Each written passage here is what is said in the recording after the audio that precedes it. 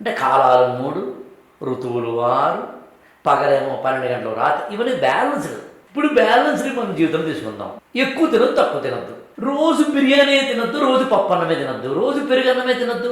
పప్పు వేసుకో, కూర వేసుకో, పచ్చడి వేసుకో, ఆకు వేసుకో, చారు వేసుకో, పెరుగు వేసుకో. Probiotic. This is called balanced diet కదా.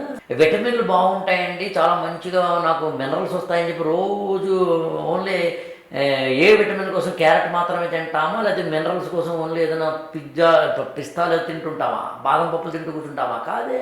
బ్యాలెన్స్డ్ డైట్ అంటే కడుపు లోపల తీసుకునే ఆహారం బ్యాలెన్స్గా ఉండాలి. ఇప్పుడు బ్యాలెన్స్ లైఫ్ స్టైల్ చూడు. ఎక్కువ నవ్వద్దు, తక్కువ నవ్వద్దు. ఎక్కువ ఫ్రెండ్షిప్ పెట్టుకోవద్దు, తక్కువ లేకుండా ఉండొద్దు. మరీ చనువు ఉండొద్దు, అలా చెప్పి అసలు ఎవరితోటి నన్ను ముట్టుకోకనే పద్ధతిలో ఉండొద్దు. ఎప్పుడు హైపర్గా ఉండొద్దు.